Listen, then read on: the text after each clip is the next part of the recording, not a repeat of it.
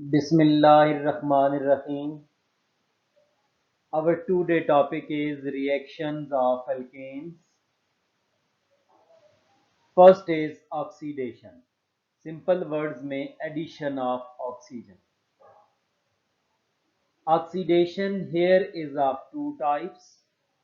एक complete oxidation और दूसरी incomplete oxidation. Incomplete oxidation तब होती है जब ऑक्सीजन की लेस अमाउंट अवेलेबल हो.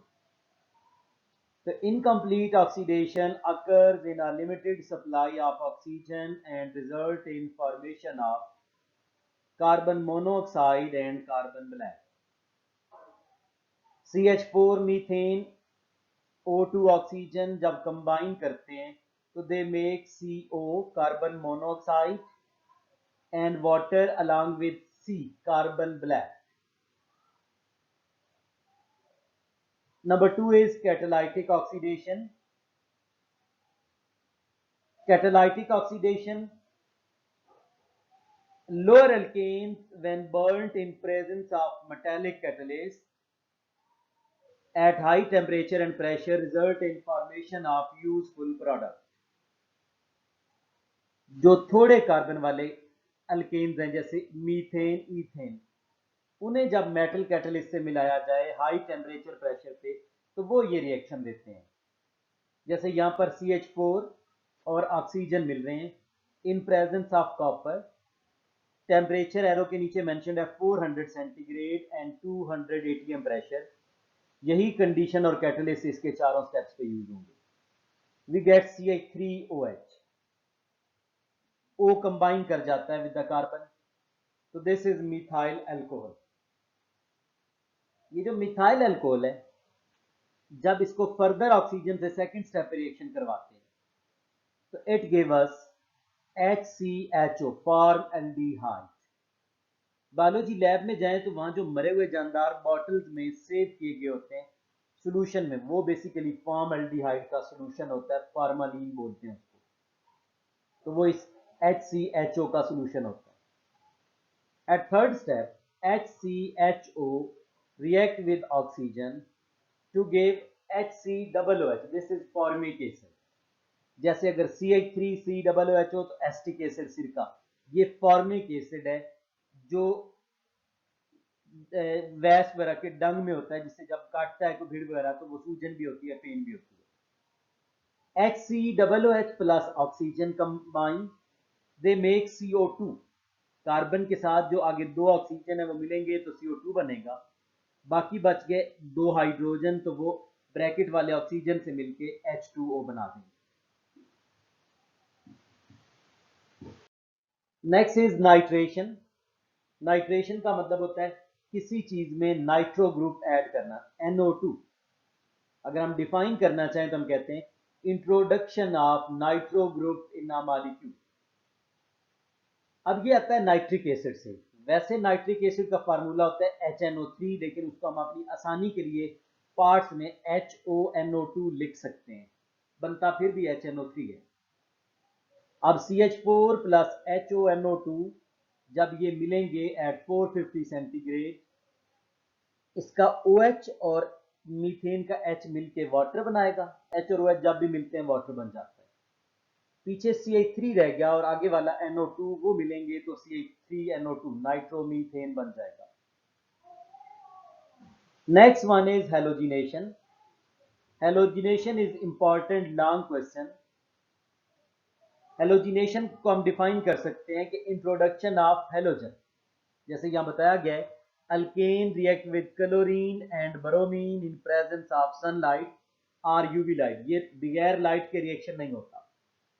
At high temperature in successive replacement result in successive replacement of hydrogen atoms with halogen. यानी वो जो CH4 है उसके चारों H बारी बारी अलग हो जाते हैं और वहां पे हेलोजन लगते जाते हैं. This is called halogenation. Fluorine के रिएक्शन वायलेंट होते हैं, बहुत तेज, इसलिए उसका जिक्र नहीं किया गया. और आयोडीन के रिएक्शन बहुत स्लो होते हैं, इसलिए उनका भी जिक्र नहीं किया गया. Halogenation is believed to proceed through free radical mechanism. ये फ्री रेडिकल मैकेनिज्म के जरिए होता है. अब वो क्या होता है उसकी बात करते हैं। ओवरऑल इस मैकेनिज्म के 3 स्टेप्स हैं। ClCl जो बॉन्ड बना हुआ है, Cl2 क्लोरीन गैस लिखने का ये एक अंदाज है। ब्रैकेट के ऊपर जो H न्यू है वो लाइट के लिए, इससे 2Cl बनते हैं, Cl प्लस Cl। ये जो ऊपर नेगेटिव चार्ज लग रहा है दिस इज डॉट, चार्ज नहीं है ये डॉट है, क्योंकि चार्ज का मतलब होता है किसी से इलेक्ट्रॉन गेन किया हुआ, ये इसका अपना इलेक्ट्रॉन है, इसीलिए इसको फ्री रेडिकल कह रहे हैं। ये जो अगले स्टेप पे प्रोपेगेशन में, इनिशिएशन का मतलब होता है शुरू होना, प्रोपेगेशन आगे तरक्की करना, चलते रहे। मीथेन को हम लिख सकते हैं CH3H, बनता फिर भी CH4 है। एक Cl जो डॉट था, जब ये कंबाइन करेगा तो एक बन जाएगा HCl, साथ रह जाएगा CH3 dot.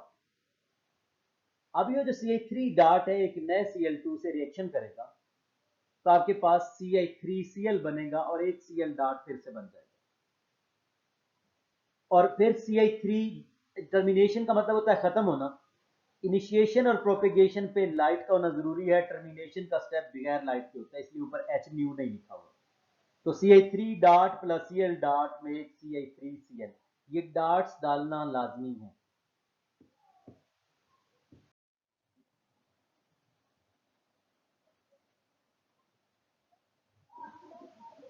Then by repetition of the propagation step, the mechanism is continued, we get different products।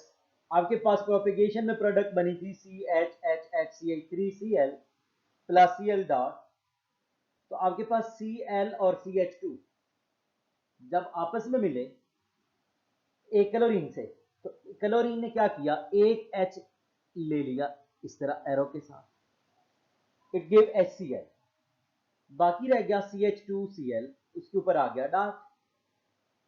फिर CH2Cl और CH2 के ऊपर जो डॉट था इसने कंबाइन किया विद Cl2, एक क्लोरीन को अपने साथ मिला लिया, वी गेट CH2ClCl और क्लोरीन के ऊपर आ गया डॉट।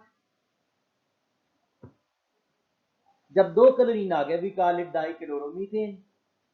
यही डॉट वाला अगेन एक H को अपने साथ मिला लेगा तो बन जाएगा HCl, पीछे कार्बन पे फिर डॉट आ जाएगा प्रोडक्ट में, क्योंकि एक बॉन्ड उसका कम हो जाएगा।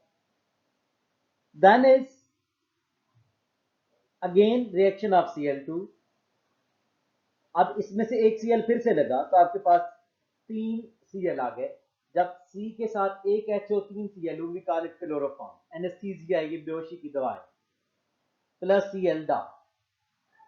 ये जो Cl Cl Cl CH और Cl डॉट मिला, तो ये H और Cl के मिलने से क्या बन गया, HCl, और फिर Cl dot C dot Cl Cl Cl। और then last step is CCl3 साथ लगा हुआ dot, Cl dot bond Cl, तो एक Cl फिर लगेगा तो कार्बन के चारों बॉन्ड क्लोरीन से पूरे हो गए, तो that is carbon tetra chloride और Cl डॉट। अब आकर आपका मैकेनिज्म कंप्लीट हो जाता है, क्योंकि सारे के सारे हाइड्रोजन जो है वो चेंज हो गए, रिप्लेस हो गए with chlorine. Next one is uses of methane, last subtopic of alkanes. It is used as an illuminating gas and fuel। illuminating gas का मतलब रोशनी करने के लिए। अगर हम कहीं घरों में या मसाजिद में देखें, बार जगहों पे बिजली ना होने का अल्टरनेटिव रखा जाता था कि गैस बर्नर लगाए जाते थे, तो वहां पे गैस रोशनी का काम कर रही होती थी। और अगर फ्यूल जब हम कहते हैं तो it is used in SCNG, compressed natural gas। Then is for the preparation of methyl chloride, dichloromethane, chloroform, carbon tetrachloride। ये जो अभी हेलोजिनेशन वाला हमने पढ़ा है 4 स्टेप वाला, उसके चारों स्टेप में एक एक प्रोडक्ट बन रही है, important. Next one, for the industrial preparation of methyl alcohol, formaldehyde, ये प्रोडक्ट्स हमने सीखी हैं कैटालाइटिक ऑक्सीडेशन में कि अल्केन से या मीथेन से बनती हैं. Then is for the preparation of carbon black used in paints, printing inks and automobile tires. वो जो इनकम्प्लीट ऑक्सीडेशन में कार्बन ब्लैक बनी थी, एक तो वो ब्लैक पेंट में यूज होती है, इसी तरह जो प्रिंटर की इंक होती है उसमें डालते हैं, और गाड़ियों के जो ब्लैक कलर के टायर होते हैं उनमें भी वो कार्बन ब्लैक डाली जाती है. और गाड़ियों के ब्लैक टायर बनाने की वजह ये होती है कि ब्लैक कलर में इंटरमॉलिक्यूलर फोर्सेस जो हैं वो ज़्यादा स्ट्रांग होती हैं. एज अ रिजल्ट वो इंटरमॉलिक्यूलर फोर्सेस स्ट्रांग होने की वजह से टायर जो उनका लाइफ टाइम ज़्यादा होता है, वो ज़्यादा अरसा चलते हैं. अगर किसी और कलर के होंगे तो जल्दी जो वियर एंड टियर खराब हो जाएंगे. And the last use is it is used as in the preparation of urea fertilizer. हमने यूनिट 7 में फर्स्ट डे यूरिया की बात की थी कि यूरिया ऑर्गेनिक कंपाउंड है.